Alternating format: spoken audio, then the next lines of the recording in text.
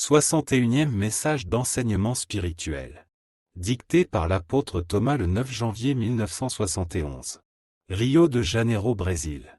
Le Seigneur Jésus s'engage à faire comprendre aux dirigeants des différentes nations de la terre qu'aucun homme n'a le pouvoir de faire la guerre à une quelconque fraction de l'humanité. L'autorité des dirigeants des nations terrestres se limite à la partie administrative, dans le but de promouvoir la prospérité et le bien-être de leurs gouvernés. Aucun homme du gouvernement n'a reçu l'autorisation des forces supérieures pour déclarer la guerre à d'autres gouvernements au prix du sacrifice des âmes qui vivent leur vie terrestre. Les dirigeants d'aujourd'hui doivent savoir que des châtiments sévères ont été imposés aux dirigeants d'hier qui avaient alors entrepris des actions guerrières causant de graves dommages aux êtres humains. Le manque de moyens appropriés pour diffuser ces principes sur Terre a empêché les forces supérieures de diffuser ces éclaircissements sur Terre, afin d'éclairer les gouvernants qui ont provoqué tant de conflits au détriment de plusieurs millions d'âmes, qui sont retournées prématurément dans le monde des esprits ou sont restées mutilées dans l'environnement terrestre, souffrant d'une manière qu'elles n'avaient pas provoquée. Les responsables des conflits ont reçu en temps voulu le châtiment qu'ils méritaient, et sont parfois revenus ici dans un état physique pour apitoyer les âmes incarnées. Oui, chers lecteurs, vous pouvez être sûr que la divine providence ne fournit des corps défectueux qu'aux âmes qui ont une mission à accomplir dans ce monde terrestre. Parmi les êtres humains présentant des défauts physiques plus ou moins importants, vous pouvez identifier des potentats et des gouvernants qui ont apporté la mort et la souffrance à d'autres peuples, quelle qu'en soit la raison. Ayant besoin de racheter leurs fautes selon le jugement des forces supérieures du monde spirituel, ces âmes sont revenues sur Terre dans la situation que beaucoup d'entre vous connaissent, et y ont vécu des incarnations très douloureuses, au terme desquelles elles ont pu se présenter racheter des fautes qu'elles avaient commises en tant que potentats ou souverains. Le Seigneur Jésus veut souligner le principe selon lequel aucun souverain n'a le droit d'utiliser ses forces armées contre d'autres nations sous prétexte de résoudre les problèmes qui peuvent exister. Il n'en est absolument pas question. Les hommes du siècle présent, en vertu du niveau d'évolution qu'ils ont atteint au cours des millénaires écoulés, ont le niveau d'intelligence nécessaire pour se comprendre afin de résoudre ces problèmes. L'Institut de diplomatie terrestre est capable de trouver des solutions équitables à chaque problème politique ou administratif avec les gouvernements des autres nations, sans qu'il soit nécessaire de recourir à des conflits armés. Les dirigeants de toutes les nations de la Terre devraient en prendre bonne note et rechercher l'entente cordiale avec les autres dirigeants, certains que les forces supérieures qui supervisent la vie terrestre ne permettront plus de nouveaux conflits. Vous pourriez demander qu'en est-il des conflits existants? Le Seigneur Jésus dit clairement que de grands efforts sont faits avec les responsables de ces conflits pour essayer de les résoudre pacifiquement à la table de conférence, afin que leurs troupes puissent être renvoyées dans leurs casernes le plus rapidement possible. La persévérance d'une nation dans le processus de guerre pourrait avoir des conséquences très désagréables pour les gouvernements respectifs, y compris le rappel dans le monde des esprits des personnes jugées responsables. Cette mesure a été déterminée par les forces supérieures du monde spirituel comme le moyen décisif d'empêcher de nouveaux conflits ou d'y mettre fin. Aucune âme n'est descendue sur Terre dans le but de créer ou de diriger des actions guerrières contre ses semblables. Au contraire, ce sont les intentions et les serments de paix qui font partie de la lettre de vie de toutes les âmes qui se sont réincarnées au fil des siècles. C'est l'oubli de ces promesses faites aux forces supérieures et le manque de contact permanent avec la divinité par la prière et la méditation qui incitent de nombreuses âmes ayant atteint des positions de leadership sur Terre à se laisser emporter par leur propre vanité et à faire la guerre à d'autres nations.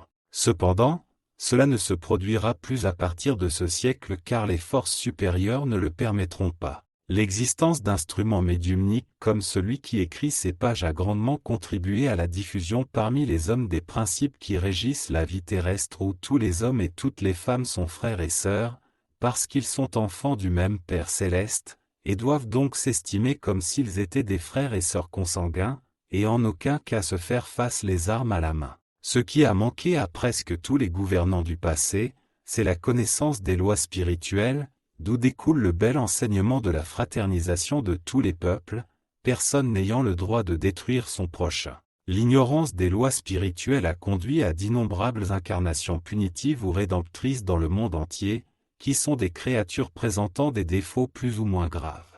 Mais maintenant, après la diffusion de ces messages du Seigneur Jésus, ces événements doivent cesser, parce que les causes qui les ont déterminés cesseront aussi. Le Seigneur Jésus serait reconnaissant si ces messages pouvaient être envoyés aux dirigeants de tous les pays, une fois qu'ils auront été correctement traduits dans leurs langues respectives. Cela aura pour effet d'avertir sérieusement ceux qui nourrissent des intentions belliqueuses de changer leurs plans avant d'être rappelés dans le monde des esprits. Ceux qui sont capables de faire ce que le Seigneur Jésus désire peuvent être sûrs qu'ils rendent un service divin à la divinité, pour lequel ils seront largement récompensés. Ce sera un moyen d'éviter que de nouvelles guerres n'éclatent sur la terre, qui a déjà tant sacrifié au cours de son existence multimillénaire. Ensuite, le Seigneur Jésus veut aborder un sujet tout aussi important pour toutes les âmes incarnées. Par âmes incarnées, le Seigneur entend tous les hommes et toutes les femmes qui se trouvent actuellement sur la terre. Il s'agit de l'habitude très répandue des hommes et des femmes de se livrer à des activités qui ne sont pas autorisées par les lois morales,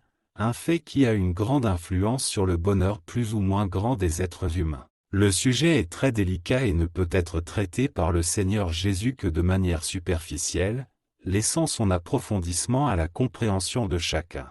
Il est nécessaire que tous les hommes et toutes les femmes se rendent compte du degré de dignité qu'ils doivent avoir envers eux-mêmes pendant leur séjour sur la terre. Les lois morales prônées par les différentes religions terrestres sont encore imparfaites et lacunaires à cet égard, d'où les mauvais comportements que l'on observe partout. Cependant, tous les hommes et toutes les femmes doivent comprendre qu'une âme incarnée, étant une étincelle de la divinité, a le devoir de se préserver de faire des actes que la divinité condamne comme gênants et même contraires à son propre bonheur. La divinité sait que l'exubérance du véhicule physique des âmes incarnées émet des vibrations de nature inférieure, que toutes les âmes incarnées ne sont pas en mesure de maîtriser. Cependant, pour leur bonheur et leur bien-être, les âmes incarnées doivent contrôler et restreindre ces types de vibrations, en les transformant en lumière et en bénédiction pour elles-mêmes par le biais de la prière.